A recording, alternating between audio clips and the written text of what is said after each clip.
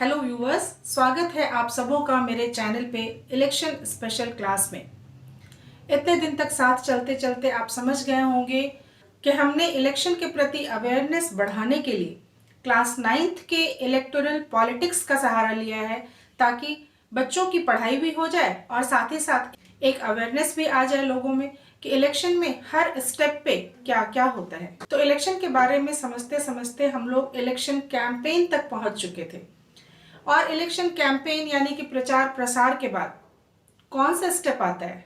मैंने ये कहा था कि डेट शीट जब निकलती है तो हम तैयारी करते हैं और हम एग्जाम देते हैं, सही है।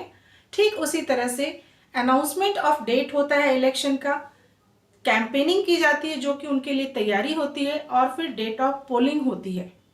मेरा ये सवाल था पिछले वीडियो में कि क्या एग्जाम की तैयारी करने के बाद स्टूडेंट्स अलाउड होते हैं कि उन्हें चीटिंग करके लिखने दिया जाए?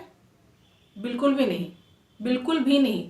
ठीक उसी तरह से जब इलेक्शन होता है तो इलेक्शन कैंपेनिंग के दौरान तो उसके ऊपर भी कुछ नियम लागू होते हैं, उन्हें भी कुछ नियमों का पालन करना होता है और वो कोई ऐसा काम नहीं कर सकते जो उन नियमों के खिलाफ हो।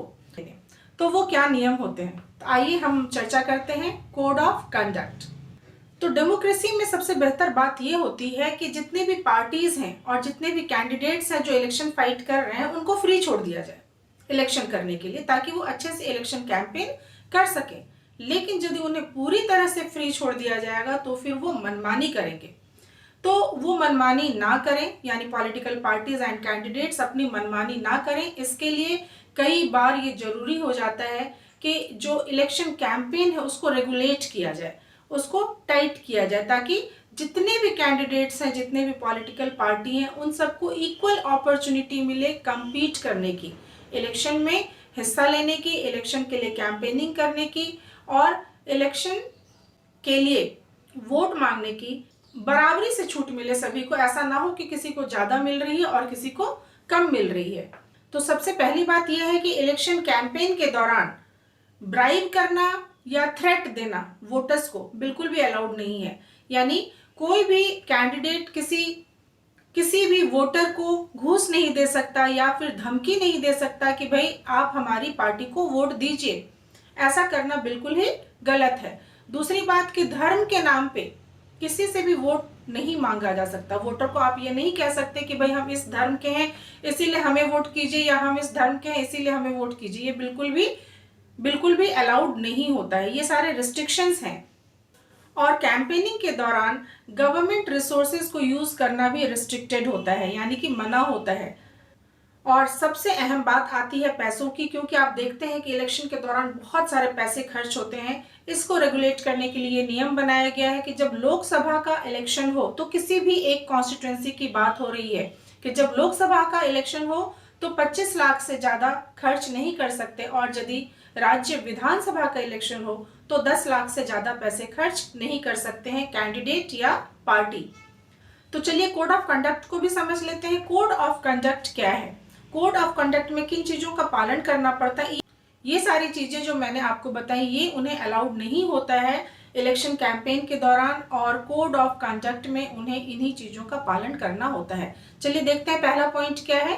पहला पॉइंट ये कहता है कि use any place of worship for election campaign, यानी आप किसी धर्म स्थल को, धार्मिक स्थल को इलेक्शन कैंपेन के लिए नहीं यूज कर सकते। हम ये नहीं कर सकते कि भाई साईं मंदिर में जाके इलेक्शन कैंपेन करें, या कि किसी मस्जिद में जाके हम इलेक्शन कैंपेन करें, या कि किसी गुरुद्वारे में हम जाके इलेक्शन कैंपेन करें, या फिर किसी चर्च में जाके इलेक्शन कैंपेन करें। तो किसी भी धर्म से जुड़ी हुई कोई सी भी जगह है वहां पे जाके इलेक्शन कैंपेन करना कोड ऑफ कंडक्ट के खिलाफ है। दूसरा पॉइंट देखते हैं। दूसरा पॉइंट ये कहता है कि use government vehicles, aircrafts and officials for elections.